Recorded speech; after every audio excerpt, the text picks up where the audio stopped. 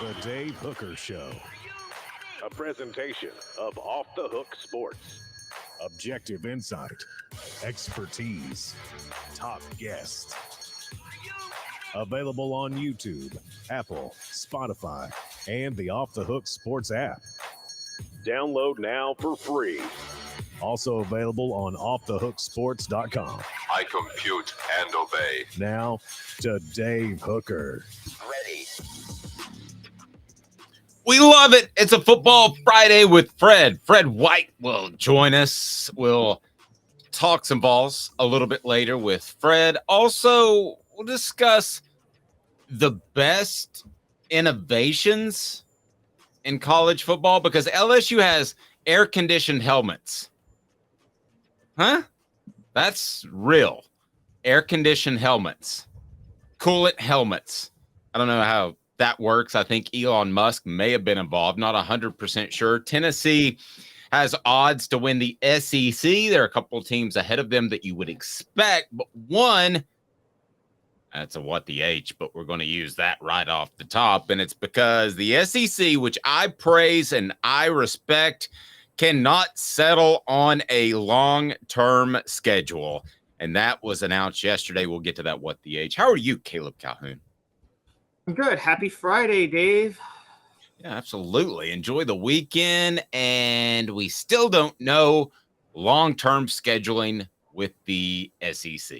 What the H? Brought to you by AndyMasonRealEstate.com. I promise. The hounds. But let's just start that over. We'll start the whole thing over. How about that? What the H? Brought to you by AndyMasonRealEstate.com. What the? What was he thinking? Release the hounds. The Dave Hooker Show. Keep cool. A presentation of offthehooksports.com. All right, so the SEC sticking with 8 games when we all thought it was going to be 9. And then throughout the week at SEC spring meetings, we hear that there's this uncertainty. And I know Greg Sankey's probably just ready to absolutely spit nails because he wanted this thing done by the end of the week, I'm told. And he was okay with 8 or 9.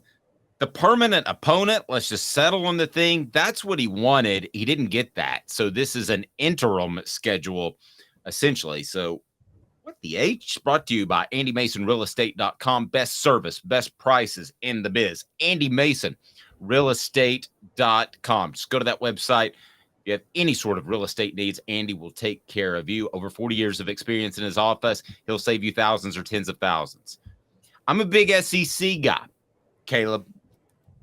I'm a guy that says the SEC does all the right things. It's essentially the NCAA nowadays because the NCAA is impotent.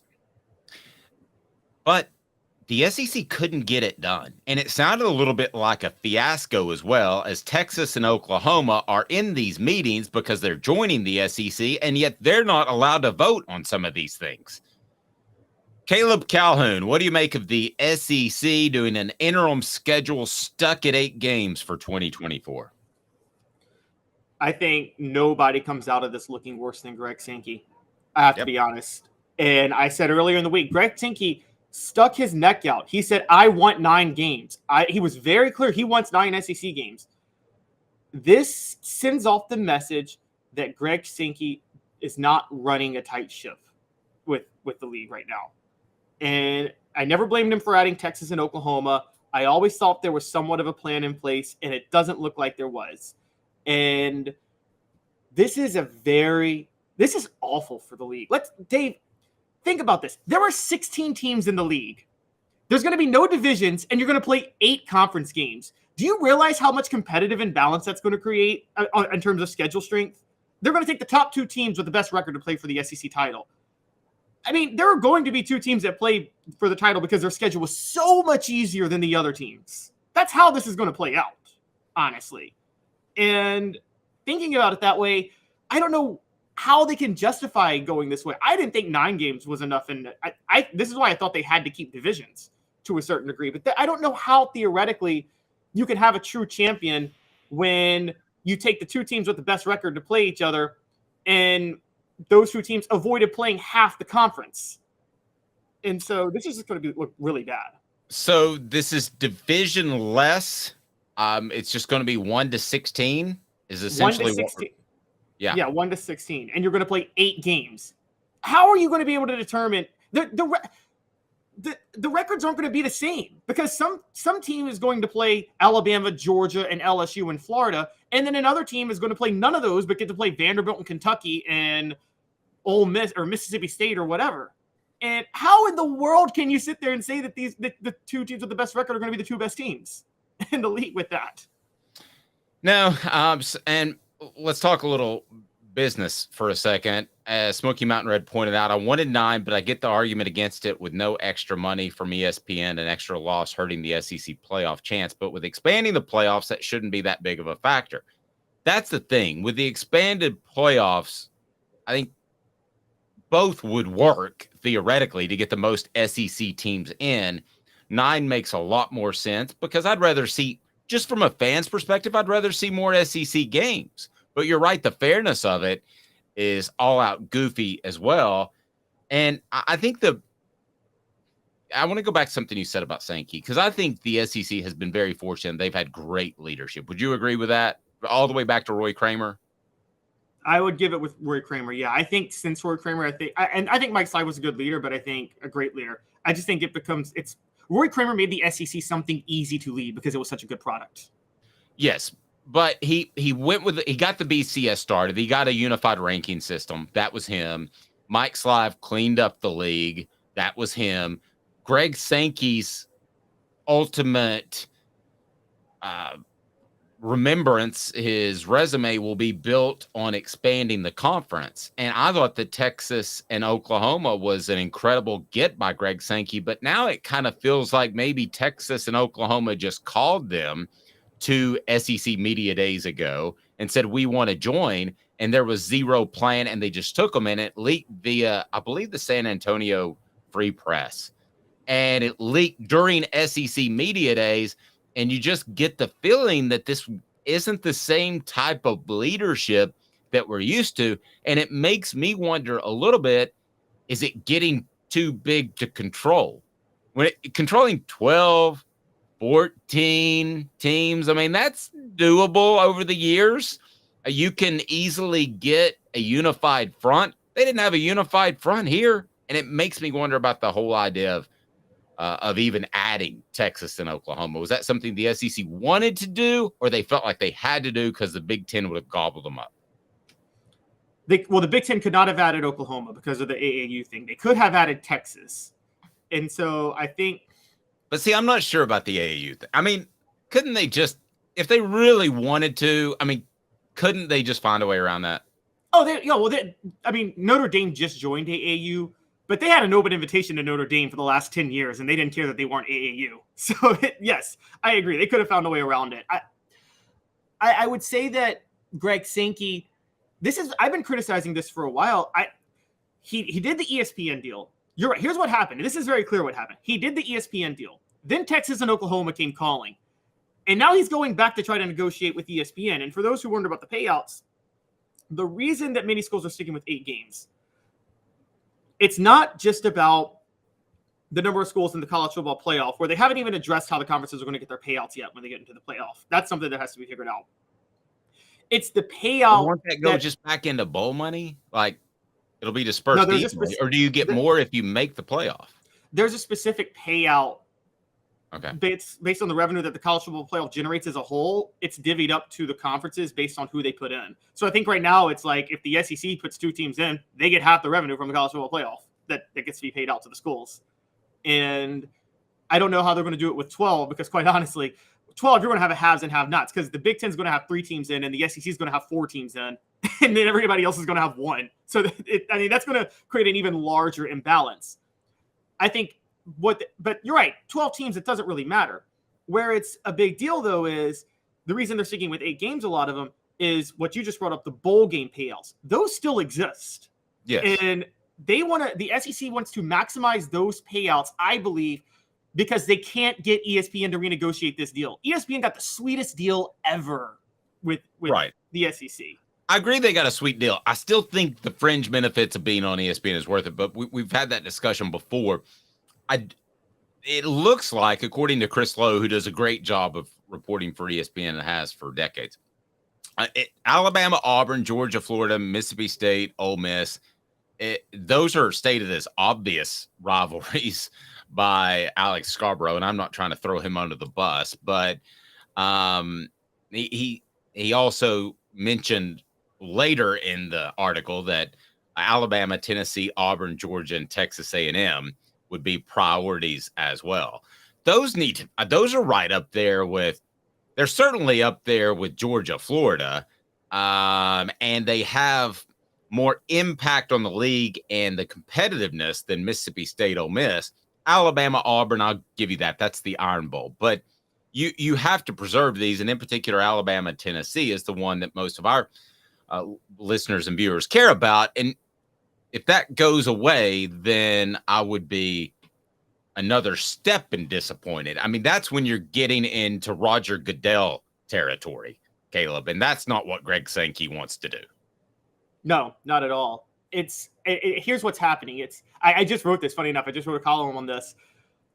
It cheats the fans who care about rivalries. This is going to cheat the fans more than any other change has ever cheated fans in the SEC. When the SEC split to two divisions in 1992, yes, Tennessee lost its rivalries with Auburn and Ole Miss, but it still kept the core rivalries, and rivalries come and go. But there's some that are untouchable. This is going to create some untouchable rivalries being touched. But at the same time, nobody's going to benefit more than Tennessee, Dave, because guess who Tennessee's one permanent opponent's going to be? Well, it better be Alabama. No, because Alabama's one permanent opponent has to be Auburn. Okay, well, you've got to figure out a way to save that next year. Yeah. Before 2025. Okay, so who will their permanent opponent be? Vanderbilt? Vanderbilt. Could you imagine? So let me ask the message board then and weigh in. Are you okay with dropping Alabama? Again, streaky series. I know that, but Alabama's always going to be better than Vanderbilt, even on their worst day. Are you okay with losing that rivalry so that your one permanent opponent is Vanderbilt? I'm not. I do not think that's okay. I think the rivalry means something. Same thing for the Iron Bowl, Texas A&M as well, Auburn, Georgia, Mississippi State, Ole Miss with the Egg Bowl. That's huge. I don't think Georgia, Florida is a huge rivalry. I will tell you where that comes from. That comes from the Big Daddy Georgia boosters. That's the reason that game is played in Jacksonville, because they live in South Georgia. So, yes, it's a rivalry, no question. But I'm curious, you're a little bit younger than me, Caleb. Do you see that of the same ilk as Alabama, Auburn, Mississippi State, Ole Miss, Texas A&M, Auburn, Georgia, or Tennessee, Alabama? Where would you put Georgia, Florida? Yeah, I don't put it on that list. No, my top rivalries are Alabama, Auburn, Mississippi State, Ole Miss, Tennessee, Alabama. I think those are the three most important untouchable games in the SEC. By the way, with Texas and Oklahoma joining, Texas-Oklahoma is an untouchable one too now, by the way. You can't touch Texas-Oklahoma. And yeah, that's not even mentioned in this column, in this report. Yeah, I mean, I don't Texas has to have two, right? Texas A&M and Oklahoma. If not, what are we doing? Exactly. And so this is where this whole and it's like sitting down with your family to play Monopoly and you don't talk to any of your family members. This is why the league should have gone and stuck with divisions. The reason they don't like divisions is you don't like the whole, there could be a 4-loss team win one division and play for the title against a 1-loss team. But there's still the same competitive imbalance when you do no division. But at least with divisions, you can protect every rivalry. The only rivalry that's been, I think I told you this the other day, if you went to divisions, move Alabama and Auburn into the East, move Missouri into the West, you have 8-8, a perfect split. Missouri should be in the West anyway, given where they are geographically. And then you have a perfect split. The only rivalry that's been played more than 90 games that you would lose if you did that? Mississippi State, Alabama. Does anybody care about Mississippi State, Alabama? That is not a rivalry at all. Travis, and I totally agree with this. Tennessee should play Bama, Georgia, and Florida every single year till the end of time. Absolutely. It's not going to happen, but you're right. somebody's going to drop off of there, I believe. And I think if they ever get to the 9-game schedule, it will be Kentucky, Vanderbilt, Alabama, if they ever get there. But I agree with you. And it's funny you talk to players, too. And we talked to Cooper Mays about this on our YouTube channel. And I've talked to Fred White about it. And we might even get his take today as he'll join us here in just a bit. You know what all of those guys said? None of them said, oh, that schedule is too tough. They said, bring it on. I can't imagine a Tennessee schedule without an Alabama and a Georgia. I can't imagine a Tennessee schedule without a Florida. Bring it on. And the other thing that is so frustrating to me, and I'm going to take this out on the athletic directors because they're the ones voting for it more than Sankey. Because I'm going to give Sankey a little bit of a pass because I think his track record's been really, really good. But when you look at these teams and the fact that they do not put preserving rivalries over success and possibly making the college football playoff, if that's your mindset, you're a loser. I'm sorry. If you don't think your team can stay with their current rivals, and in Tennessee, let's say it's worst case scenario as far as toughest Bama, Georgia, Florida, and you can't make a top 12, then you don't deserve to be in the championship conversation anyway. And if those athletic directors were thinking that, then you're in the wrong conference. It's going to be a rough couple of decades for you. Yes, and I want to call out Alabama because Nick Saban has been screaming for 9 games for years, and the time came yesterday, and they voted for 8. Apparently, who all voted for 8 for the record? Let's get that out there. Tennessee was one of them. As far as I'm aware, the only ones that wanted 9 were, let me pull this up, Georgia, Florida, I believe Texas A&M. I'm looking at it now. Let's see. Florida, Georgia, LSU, Missouri, and Texas A&M were the only ones who voted for 9 games. By the way, credit to Florida. They voted for 9 SEC games, and they still have to play Florida State every year, too. So, I mean, I got to give them a major shout-out for that, honestly. On the message board, I hated the 15-year drought to Bama, but that 1 win last year was bleeping worth it. And you're right. Those are what rivalries are. And I'm incredibly disappointed and surprised, disappointed that the SEC didn't get this done. But Caleb Giroux, who's did a great job on Cooper Mays' thoughts on the ever-changing face of college football, that's on offthehooksports.com. We were talking yesterday, and I just told him, I said, I'm getting to the point where I can't tell where this thing is, but it sounds like it's going south. And the news actually broke while we were having a conversation. This is the type of thing that the SEC used to just take care of, and they didn't take care of it, which is just still very, very, very stunning to me. Now, the one thing I will say there, maybe there's a little bit of 3D chess going on here. Maybe this is to leverage ESPN to pay a little bit more for the deal because nobody wants 9 games more than ESPN.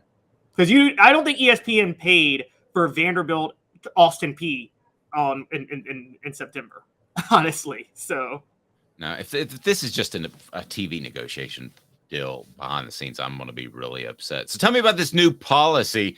The SEC is suggesting that teams have to pay their opponents $500,000 if the fans rush the field. Yes. So this came out. This was part of the how much I love. SEC This is how much I love this. Hey now. Love it. Yes, it will. It's a $500,000 fine for repeat offenders. The first offense cost $100,000, the second $250,000, and the third $500,000. And what's going to happen is basically you're going to have to pay some of the money to the opposing school that you beat or played when you stormed the field. And I think they should have to stroke a check to the other team's collective, the other program's collective. Help their NIL if you charge the field. Now, people are like, man, Dave just turned into a real fuddy-duddy. But I have been in those situations, and they're dangerous. And I was in a situation, Caleb, I'm not sure if I shared this with you, at Georgia, when Georgia rushed the field when they beat Tennessee. And there were 2 young ladies in front of me, and suddenly it moved, and it was like your feet weren't even moving, but your body was. They got knocked down. Me and another guy, I had my work bag to write, and me and another guy helped those young women up, or they would have been trampled. There was also a lady in that very field charging incident that suffered a spinal injury. So you can call me the old fuddy-duddy if you want to, and there's no way to stop fans from charging the field, but this is a way to at least make learned fans say, maybe this isn't the best idea. And the thing is, if you, out of all the fans that charge the field, if you cut that number in half and it's a slow trickle onto the field, that's okay. But it's when there's a mass of people, and I've seen that happen about 3 times in my career, and it ain't safe. It ain't safe. And I thought there were pictures that I saw of Tennessee fans charging the field when the Alabama win. And I don't blame you for doing it, but I thought there were shots that I saw and pictures that looked very unsafe to me. David, you're not an old fuddy-duddy on this. I'm more radical than you on this. I think there should be criminal charges for people who storm the field. Honestly, I mean, I really do. I think you're basically causing a riot. You can say whatever you want. It's effectively a riot. It is an uncontrollable mass mob that can lead to destructive outcomes. It's very clear you're not allowed to go onto the field when you go into these stadiums. You accept that as a fan. The same way we tell players they should never go into the stands, by the way. That's why Ron Artest got suspended for a whole year, because you can't jump into the stands and beat the heck out of a fan. There is a clear barrier between the players and the fans that should always exist within the stadium for safety reasons. In any other realm of life, if there's a mob like that, everybody in the mob gets charged. Everybody. And I would just say, we know we can do it. Look at what they're doing with, however you feel about it, with the January 6th stuff. They're able to go back and find every single person that was in that crowd and charge them. You can find every person that was in the crowd now with modern technology who stormed the field at Tennessee. And we got suggestions of claymores, German shepherds, sniper towers. There actually are snipers at every game. Did you know that? I did not know that. I did not know that. That's actually scary as heck to think about. If you stay late enough because you had a right, you might leave on the same elevator with them. That is crazy. Vassy Lawn and Garden, man alive, it's worth the drive from Nashville, Knoxville, Chattanooga. It doesn't matter. They're in Cleveland, Tennessee, and they're fantastic. Vassy Lawn and Garden, man alive, it is worth the drive. Toro, count on it. Industrial, commercial mowers as well. So what do you think about my idea of you rush the field, you support the opponent's NIL? Oh, I'm fine with that too. I'm totally fine with that too. Yeah, you got to give money to the NIL collective. I mean, but are drunk fans going to think about that when they're about to storm the field? Like, oh, that NIL I'm about to support. But see, here's the thing. Not everybody's drunk when they go to the game. So I think there are some people that get caught up in the moment that aren't drunk that might say, I'm not going to do this because it could But that's the thing. Once it starts, I mean, I would like to say a slow trickle would be the worst you would get if you had this, but a slow trickle is going to be enough to get the fine. Yeah, and also it's like you just said, people get caught up in the moment. Like if you're in the stands and you see a trickle and the fine comes, you're like, well, the fine's already there. I'm storming the field just to be a part of it now. I mean, that's what's going to happen. And I'll ask you this too, because this is before we work together on a regular basis. What were your thoughts on the Alabama player striking the Tennessee fan while on the field? Listen, I'm never for a man striking a woman, but if there's ever a situation, it is when they run into your place of business screaming and yelling.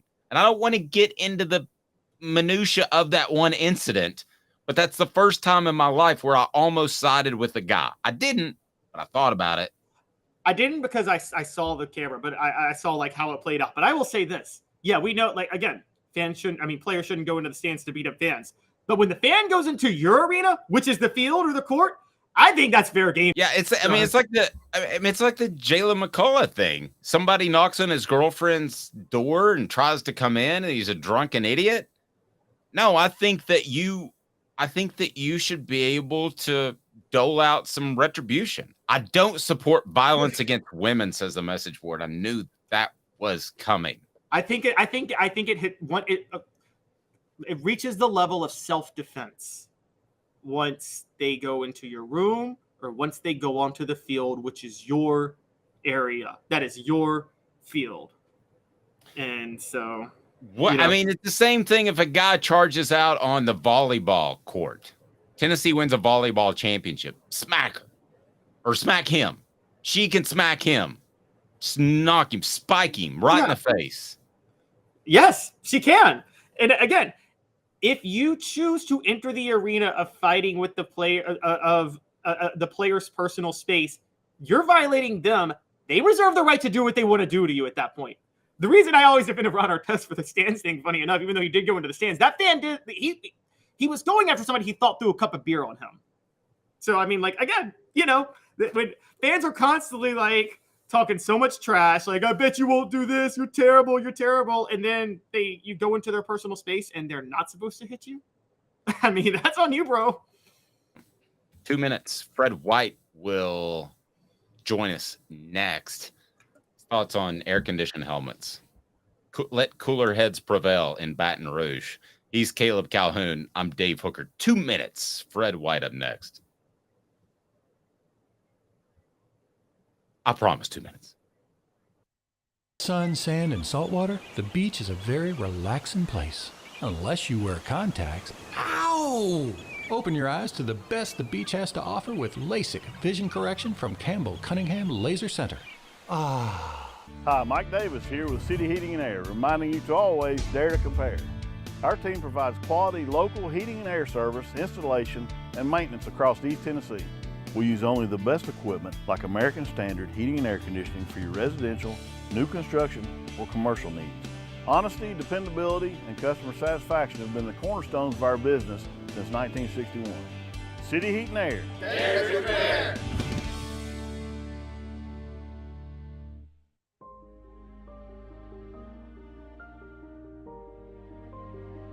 Our family has been creating one-of-a-kind pieces of jewelry in West Knoxville since 1986.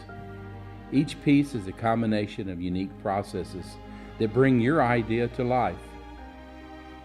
Every day in our shop, a truly special item with a story all its own is being manufactured in our facility, bringing the history and family sentiment into a whole new generation of life.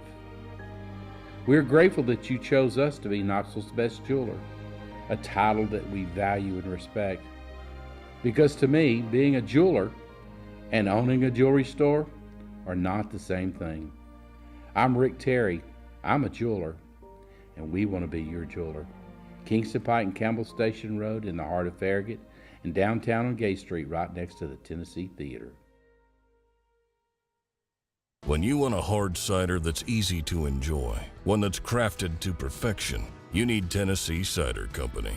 Some say it's the signature cider of the South. Others say it's the cure to your craving. They all say you'll savor every sip. With a selection of ciders free to sample, all it takes is one taste. Visit tncidercompany.com for more information, as well as to shop our ciders and merchandise online. Thirsty yet? Doors open at 10 a.m. What's up, everybody? This is Jacob Warren, asking you to like, subscribe, and share. Dave needs this. Who's this guy? Hello, wizard. The Dave Hooker Show, Who? a presentation of Off the Hook Sports. What? YouTube, Apple, Spotify, and the free Off the Hook Sports app. Back to Dave Hooker. So Caleb yesterday had a busy day, so he got a lot of sleep. I drank an energy drink this morning, which was my New Year's resolution not to do. So I got to June. That's pretty good, right, Caleb? That's really good. June. Yeah. So we've got plenty of energy. So first segment was a little off the rails. There we go. So we call I out would Greg like to Sankey. apologize. Call out Greg Sankey. Maybe a little word slips. Here we go. Off and running. So I'll follow that up with some more caffeine and Coca-Cola. If you're watching, I'd be more than happy to be. I think it's an influencer or something like that. If you would like to put a Coke machine in my studio, which they're doing with some friends of mine in Birmingham, I would like a Coke I need a Coke machine right behind me, Coca-Cola. Here you go. There you go. So, and I'm supposedly pro women bashing is supposedly what. That was a heck of a first segment. Yeah, we were really off and running. So all set for Fred White to join us here momentarily. First, though, I want to discuss this, Caleb, and this is LSU has these air-conditioned helmets. So they've got these helmets that'll keep their heads cool. And if there's any one or two schools that need it, it's LSU, because that place is absolutely hot. Like people in the South, when they see a good-looking girl, hot. HAWT, hot. And I'm curious as to the best innovations in modern day football. What are they? I'll give you an easy one, and it can be in broadcasting or more. So let's go with good and bad. I want to hear from you on the message board. So I've got a good and bad one that's going to surprise you, because I was watching, yes, I'm a loser, the 92 Cowboys San Francisco NFC Championship game in San Fran that the Cowboys won. Alvin Harper, former Vol, caught a nice little slant route for about 80 yards down to the 6. It was an incredible play call on 1st and 10. The Cowboys had the lead, but they went aggressive one after it. So, yes, I'm a loser. I didn't have anything better to do. It's putting the dad blame score up on the television the whole time, because they didn't used to do that. And I wanted to watch it with my son, and I'm having to take notes for the score. The other one that I hate, and this will surprise you, Caleb, I hate the line for the first down. I know ball. I know where the first down is. I hate that. Never needed it. Never liked it. It's inaccurate at times. Not a fan of it. What innovations in football do you love and do you hate? Let's hear from your message board. You go. Somebody said, somebody said the AC jockstrap. I'm not familiar with that yet, but maybe that's coming around. Air-conditioned underwear. One of my innovations that I love is it's funny. The XFL folded after a year in 2001, but they did the Sky Cam. And I do love the Sky Cam now with football. It's a great way to watch the game. Oh, love it. Oh, love it. So I will tell you this. It needs to be the Sky Cam all the time. It needs to be like when you're playing Madden so that you can see the whole field, because I like to read secondaries, and I can't do that unless I'm there in person. There are times last year that I was unsure of a coverage scheme, and it was hard for me, and you and I discussed the second level coverage. It was hard for me sometimes to determine if that was second or third level, and you just kind of have to let it go. And no, I think it should be the Madden view the entire time. I agree. You know when I'm shocked that they haven't done, though? So if any of you guys watch tennis, you barely need a line judge anymore, because they have they electronically chip the ball, and they microchip the line. So you there's no judgment call. You just know if the ball went out of bounds or not. And it takes half a second. No review, none of that. Yeah, none of that. I don't know how they still do the chain gang and measurements in football. It's the dumbest, most outdated thing. You telling me you can't, with all the money in college football and the NFL, you can't make the field electronic where you can tell where the ball was when you're down? So inaccurate, too. Spotting of the football is the most inaccurate thing in sports. It really is. The fact that they're still doing that and they're still bringing out the chain to measure it, it's just so hilarious to me. Because, at no other point do they take it to that exact measurement. Okay, do you think when a player catches a ball down the sideline for a 45-yard gain, anybody's like, well, where does this exact spot need to be at that point? No, it's only on these running plays for a yard. It is so dumb, and it's so stupid. And I think half the reason they do it, Dave, is for theater. I don't know why they don't make the goalpost electronic, where you can tell if a kick was good or bad. If it goes there are some times where it barely goes over the line. And there are so many things that I think half the reason they don't do it is the part of the theater of football is the controversy of the spot. Honestly, if it's a link, it's a coin flip whether or not they got it right. I mean, let's be honest. I mean, there's no more inaccurate thing in all of sports. And we love football. I'm a football guy. I'm not knocking. Innovations, things you love, things you hate, things you'd like to see. Smoky Mountain Red says, I think ESPN would make a ton of money offering a secondary Skycam Madden view on a subscription basis. I'm in. I'm buying it. I can write it off, but I literally would pay $100 a month for that. If I had Madden view on every single thing, it's called the All 22 among coaches because you can see all 22 players. But if I could have that, pay $100 a month, I'd write it off. And I would have no issue with spending that money. I'm with you. I'm totally with you. Let's talk. Oh, I want to bring up a bad one, though, for a minute. I'm not a hater of him. I'm not like one of these like people who gets mad at wokeness all the time. It bothers me. But the worst idea ever was, remember when LeBron tried to get a little extra woke and LeBron James tried to launch glass helmets as a thing for football? Because it was see-through helmets so players could be seen more and respected as humans. Like a marketing thing? Yeah. Yeah, that's dumb. So these LSU helmets, the way they work, they're air-conditioned football helmets. And it is a company posted a video to TikTok of some LSU players trying out the new helmets and reacting this week. So a few years ago, the Office of Innovation and Technology Commercialization at LSU filed a patent for cooling and circulation technology and eventually licensed it to Tiger Air. So in all sincerity, is this an unfair advantage? Because it is licensed to Tiger Air, so a patent can last up to 7 years. If you're playing LSU and they got cool helmets and you don't, that's a true advantage. I mean, all joking aside, that's an advantage if it works. I mean, it is, but hey, the University of Florida invented Gatorade in the late 60s, and that was an advantage in football, the electrolytes. So I'm curious, too. We were discussing this last night on our message board. So I remember the days, and I'm not comparing us to him, but I remember the days when you would turn down the television and you would listen to John Ward. You remember those days? That was a big thing. Yep. And as a matter of fact, I didn't even know who the TV announcers were half the time. And I'm curious, would people be interested in our community of essentially watching the game together? So Caleb and I, maybe that Giroux kid, would be on a stream, talk through the game.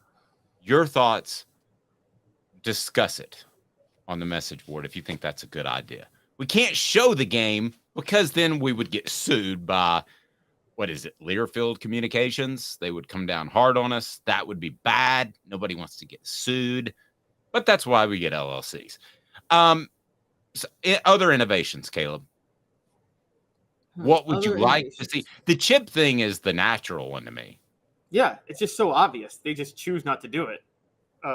At least get rid of the measurement. How about at least get rid of the changing? How about the ref just say you have to push the ball past this yard marker? I mean, no, I'm fine with all that, and something definitely needs to happen because when you look at innovations to the sport, that seems like an easy one. And there are countless games that have gone the wrong way because of a bad spot, and it's impossible. I'm not ripping the refs, but it is impossible. Tennessee getting some respect, sort of, by odds makers. It is time for 4 downs. First, this on the message board. Okay. Tennessee Junior says, sure, I'd be game. Rather listen to you all than those horrible TV jackasses. Well, there we go. I think we're on to something. I mean, oh, by the way, though, you know what's good is the Manning cast, which is essentially, I thought of that idea 20 years ago. Okay. I'm just saying I did. But what is not good is Stephen A. Smith and some Josh Hart that I don't even know on during the NBA Finals game last night. Yeah. I was at Dave & Buster's with a friend. It's like, change the TV. We can't hear what's happening. It's hilarious you say that because, like, I still think that people are so behind the curve of, don't get me wrong, you want your regular play-by-play guy and you want your color analyst to break the game down. I'm fine with both of those. I don't understand how networks haven't realized, though, you need a third guy on there that's just entertainment and hilarious. Like, I remember there was talk of Charles Barkley being on Monday Night Football, and they decided not to because, he doesn't really know football. So what? So what? It's terrible. Yeah, he would have been so entertaining. I think that's the one thing. That's another thing the XFL got right. They were like, hey, let's get former wrestlers to broadcast these games because it's entertainment. And I mean, I'm sorry, this whole this is what me and you cover football. We love it. I hate people within football inner circles because they think they're so important. And true, they do. And that's kind of one of the reasons I like Kirk Herbstreit. It's funny you mentioned that. He's always been a down-to-earth guy when I talk to him. But, the Manning cast, the reason it works is because he's funny and he's entertaining. The Stephen A. Smith. Yeah, the Stephen A. Smith screaming at you, interviewing a guy named Josh Hart. I still don't know who that is. And looking to his left the whole time because he's trying to watch the game. I mean, that's something we would have to get over for the now named Hooker cast on the message board. Hooker cast. Oh my gosh. You can't beat that. The Hooker cast. We have something here, Dave. We've got something here. I'll tell you, the only reason I don't want to do it is because Manning did it. But I swear to you, I thought of it 20 years ago. We could do it. We won't show the game, but we could. I still think we could do it. I think this is a way but it looks like I'm copying him. I thought of it 20 years ago. No, it doesn't, because they're showing the game with Manning. You can actually watch the game with the Manning one. You can't really watch the game with us because we are. But guys, we might do this, and we may not just do this for Tennessee games. Quite honestly, we might. Oh, good Lord, Caleb! I have to have a live. Not on Saturdays in the fall. It's fair. I love what Josh Pate does, and he just shows the betting lines up there. What we need, though, we need running stats. So we're workshopping this on the air, which is we really are workshopping this with you guys. If you guys have suggestions, let us know. We're up and down because I saw that last night, and I was like, if Stephen A. Smith can do it with attention deficit disorder and some guy named Josh Hart, I don't know, then I can pull that off. Well, wait till next year when Stephen A. Smith and Pat McAfee are doing this. And that'll be a great level of screaming. Oh, and Shannon Sharp is leaving undisputed. My guess is he's going to go join Stephen A. in first take. Can you imagine those screaming matches, Shannon and Stephen A.? I mean, I want to tell you this though. Shannon Sharp's really good. I love Shannon. He doesn't go over the top like Skip Bayless does. No, he doesn't. All right. Elias says, I believe ESPN's Live Stats has an app. Wait, we have an app too, so download it. But we're going to work on this. We're going to workshop it off the air at some point because this feels unprofessional. Here we go. 4 Downs is now brought to you by Campbell, Cunningham, Taylor, and Hahn. 4 Downs. 4 questions. 4 answers. The Dave Hooker Show. 4 Downs. A presentation of OffTheHookSports.com. All right, Tennessee has the 5th best odds to win the SEC, not the East, the entire conference. Let's discuss the 4 teams ahead of them, brought to you by Campbell, Cunningham, Taylor, and Hahn. Look at me, no contacts, no glasses. That's because I got LASIK, and it is absolutely awesome. They do cataract surgery as well. They also will be glad to take care of your annual vision checkups with their individual centers, and they're local. That's really the key. Local. All right, 4 Downs. First down, Georgia. Should they be ranked and have better odds to win the SEC than Tennessee? I think that's an easy one on first down. That's a yes, based off what we know and have seen, correct? That's a yes. And also, for those who don't realize, Georgia's at -110. Even the number 1 team is usually not at negative odds. So that literally means Caesars is pitting Georgia versus the field. You can bet Georgia versus the field. That's like back in the Tiger days when you could get odds Tiger versus the field. You just don't hear that. You don't hear any team versus the field or any person in the sport. So you're right. I know enough about gambling to know that's incredibly rare. All right, let's stick with first down on Georgia. What has to happen for Tennessee to topple Georgia? Give me one thing on Georgia's side or Tennessee's side for them to end up winning the SEC instead of Georgia. Well, they have to beat Georgia head-to-head in Neyland. Well, I know, but what has to happen with either of the two teams? I think Georgia has to be very lackadaisical, not taking the season seriously. I think that's very possible because I think there is a thumb my nose at the college football world FU approach that Kirby Smart is taking right now, and I think that works down out to the players. Yeah, it filters down to the players, and it becomes. This with Fulmer. Fulmer, towards the early 2000s, he could get his kids up to play Miami on the road, or to play Florida on the road, or to play Georgia on the road, or something like that. But then there's that regular game at home, like maybe Georgia at home in 2003, Auburn on the road 2003, where he couldn't get them up to play that game. Well, I'm going to go with something a little bit more simple and more macro. Carson Beck has to be a bust. I mean, if he's not a good football player, then Tennessee has a real shot at beating Georgia. Stetson Bennett turned into a very good football player at quarterback. They didn't need a very good football player at quarterback, but they got it eventually as his career developed. So that's what has to happen in my mind. Carson Beck has to be a bust. Alabama has better odds than Tennessee. Update me on the odds, but also, Caleb, what has to happen macro for Tennessee to win the SEC instead of Alabama?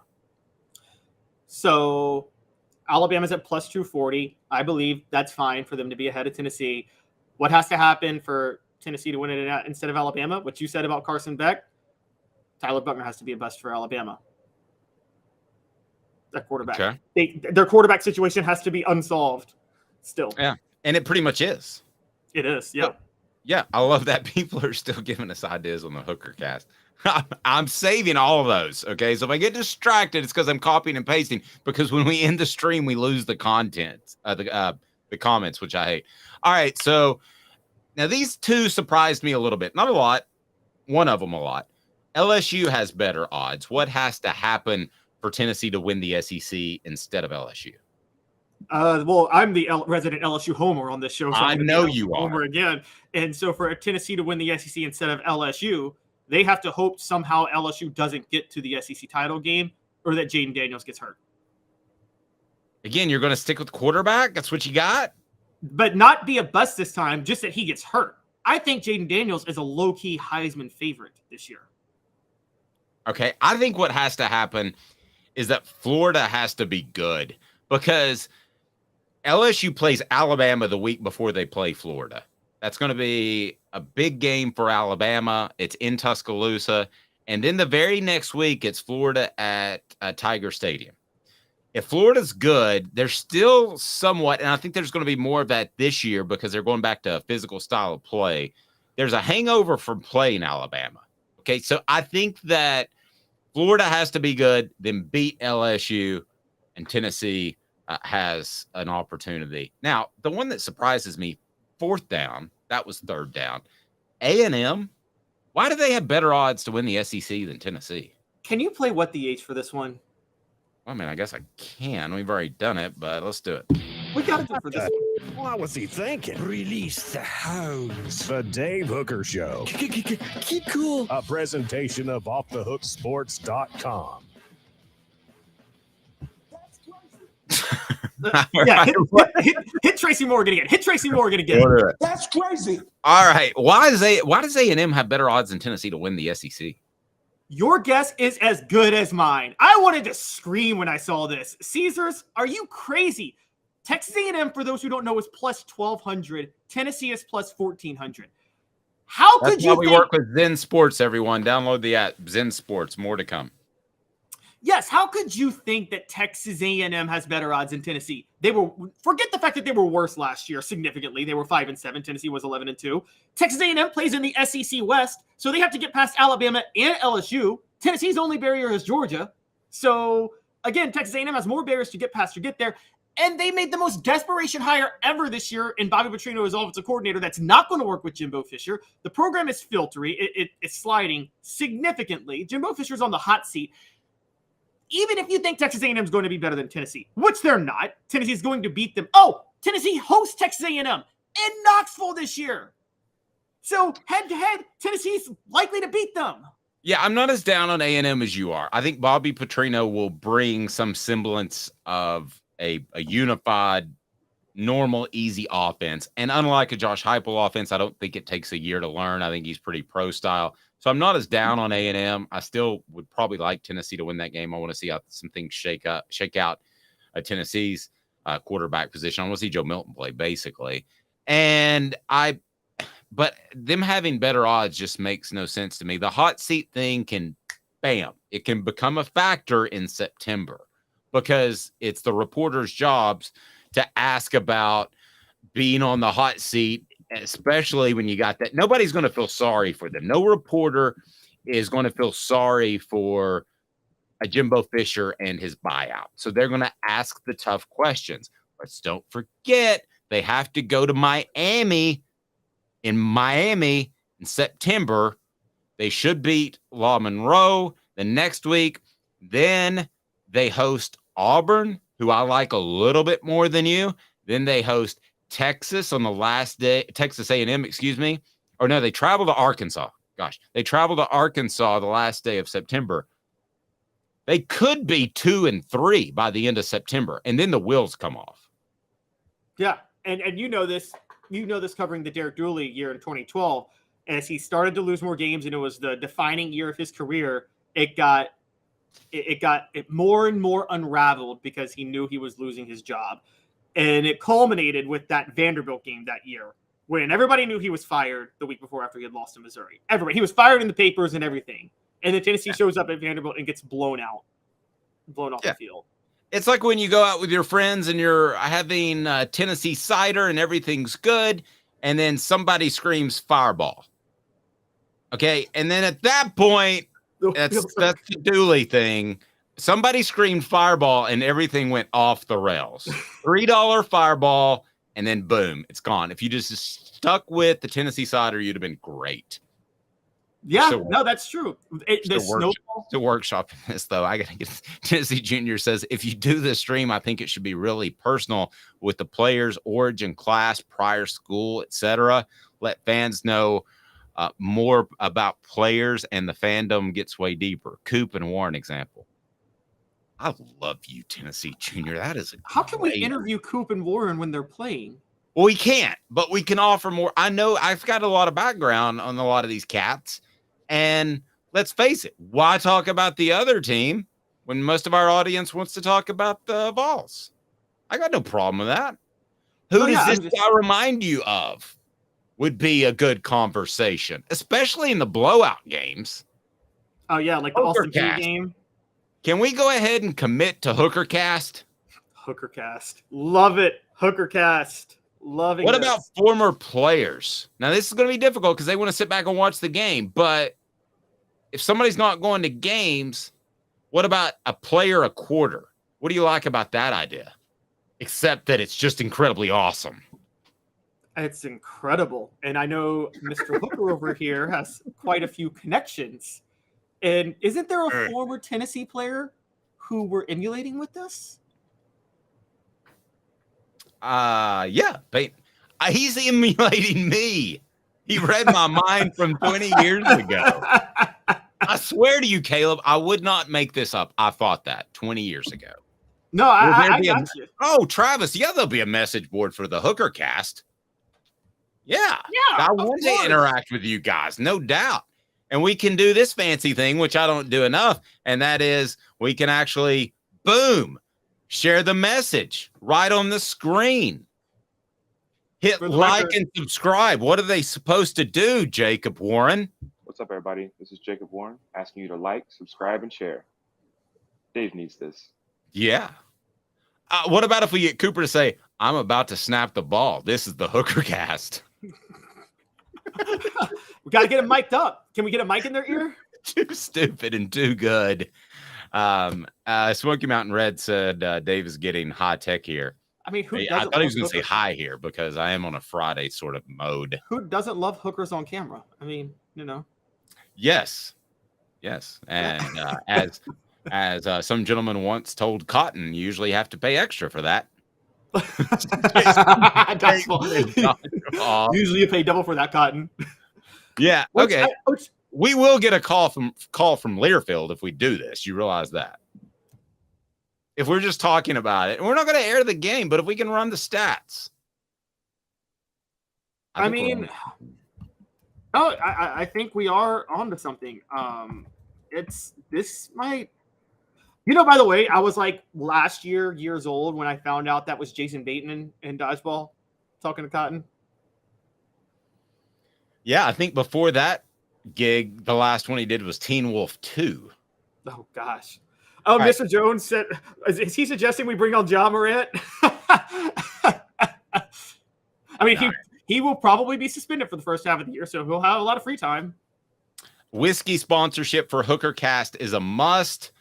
No. Tennessee Cider Company and Tennessee Winery met with those fine people yesterday. So we've got some exciting things to talk about with them. Celebrate 98 series. Jermaine Copeland will be up today. He would be one of the first guys I would call. He was a surprisingly great interview. Surprisingly great. I loved it. All right. So think 89 balls. What did the 89 balls do, Caleb? Pick one word that they did. Turn around. So the biggest turnarounds in SEC history? Kinda. We'll look back, but more so, who could provide the biggest SEC turnaround this specific year? And I believe that Caleb Calhoun is going to say the Texas A&M Aggies. That would be my guess. Stay tuned. 2 minutes.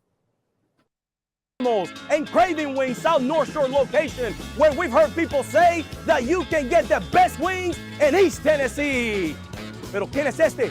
El número 87, Jacob Warren. I'll just do 6 in my sauce 87, please.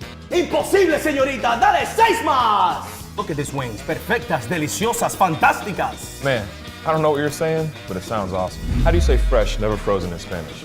Frescas, nunca congeladas. Make your way to Craving Wings and get you 6 más. But what was funny about Cadis, we were a full continuum of care at that time. We had detox, we had inpatient, we had outpatient. So we were doing a lot of the things that we do now.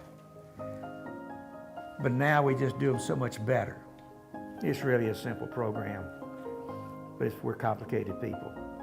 I am what I am, and now I got to do something about it. You can take your life back. Call Cadis today. Got cataracts? We can fix that. Never miss another moment. With a little help from Doctors Campbell, Cunningham, Taylor, and Hahn at cctis.com. Do you want to own the more that owns every job? Then get to Vassey Lawn and Garden in Cleveland and get you a Toro. I'm David Vassey, here to talk to you about Toro. With a Toro Zero Turn, you'll get more out of every minute and you'll reach the finish line faster. At Vassey's, we like to say, no matter if you're mowing 3 acres a week or 11 lawns a day, homeowners and business owners alike find confidence in equipment they can trust from top to bottom. Vassey Lawn and Garden, Highway 60 North in Cleveland. Man alive, it's worth the drive. Our family has been creating jewelry since 1986, each piece unique with a story all its own. I'm Rick Terry with Rick Terry Jewelry Designs. I'm a jeweler, and I want to be your jeweler. We're grateful that you chose us to be Knoxville's best jeweler.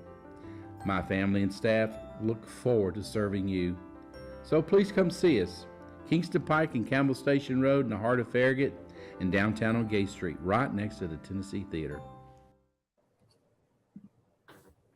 Here we go. Welcome back.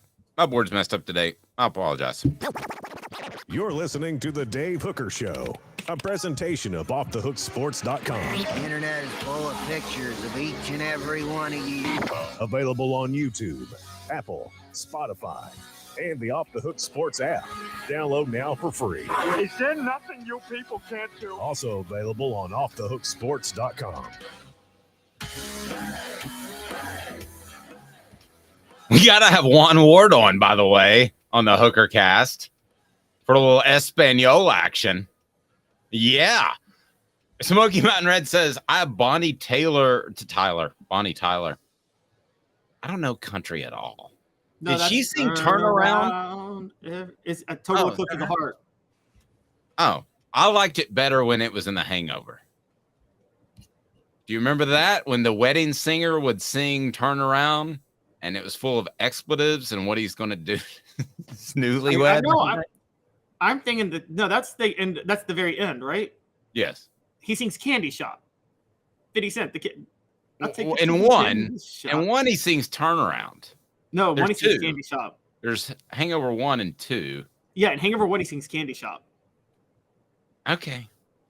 There's one where he does "Turnaround," or maybe I Googled the guy because I thought he was really funny and I just found it afterwards. Okay. All right. So we want to get to biggest turnarounds. So we've got SEC spring meetings now in the rear view. So we have a good feel for the direction of the conference. And I think we have a good feel for several of the programs out there that, after spring practice, we got a better feel. So I want to go biggest turnaround.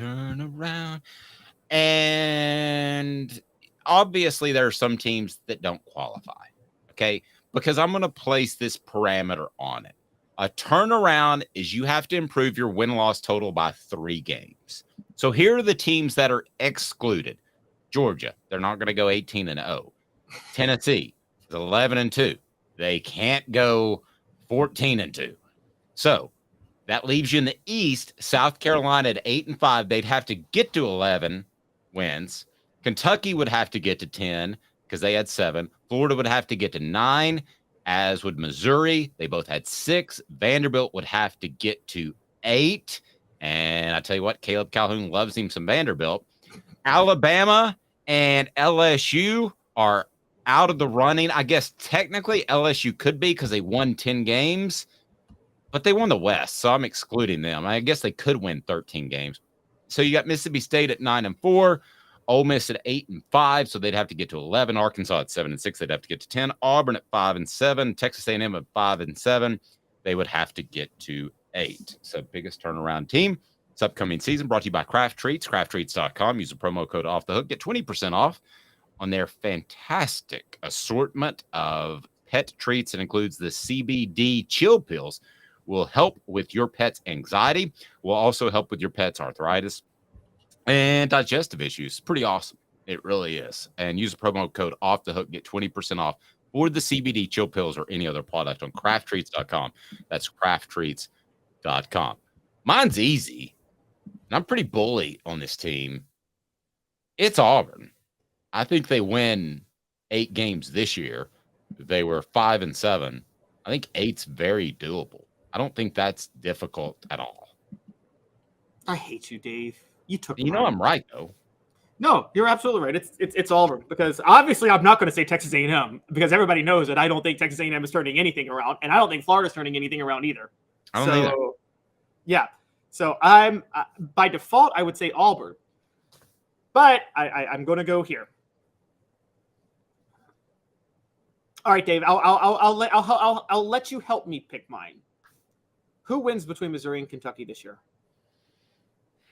Kentucky, I think they rode the Will Levis thing too hard. I think you get in a situation where he probably should have been benched because of injuries, and he really wasn't that great, which is shown in early offseason workouts in the NFL. So I think they got too tied to Will Levis because he did look the part. So I think Kentucky could be a turnaround team. I think they'll beat Missouri. It wouldn't stun me if Kentucky won 10 games. They've done it before. Yeah.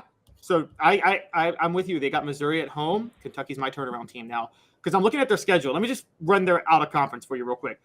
Ball State, Eastern Kentucky, and Akron to open the year. That's 3-0. Then they visit Vanderbilt. Support your local group of 5 team. Yes. Do what you have to do. Invite them to your home. Give them a 6-figure check. Support your group of 5 program. So they're starting 4-0 with Vanderbilt. Then they get Florida at home. I think they're beating Florida at home this year. So I think they're 5-0. And then they get Missouri at home. That's 6 wins. They visit Mississippi State, but we know Mississippi State's got issues this year. That's 7 wins. They closed out the year visiting South Carolina and Louisville. I think they win both those games. I think that's 9. And guys, don't sleep on Tennessee at home, and don't sleep on Alabama at home either. They could win one of those games this year. Great stuff. As always, portions of the program brought to you by City Heating and Air Conditioning, cityheatandair.com. Integrity matters. You may not need a whole new unit. You may just need a part, some coolant. A lot of people will tell you, just replace that unit. What's $6,000, $8,000, $10,000? Not City Heating and Air Conditioning. Integrity matters. Over 50 years in Knoxville. I'm not going to call out the other HVAC companies in Knoxville that will immediately say new unit. They're out there. Okay. And it's not City Heating and Air Conditioning, cityheatandair.com. Hope you have a fantastic weekend, everyone. Hooker Cast coming to a stream near you soon. It's Caleb Calhoun. I'm Dave Hooker. Be sure and download the app if you haven't already. Check out over the weekend. We'll have coverage of all that happened from SEC spring meetings. Might get something from Jimmy Himes as well, who is down there. And we'll have recruiting news via Caleb Jaru.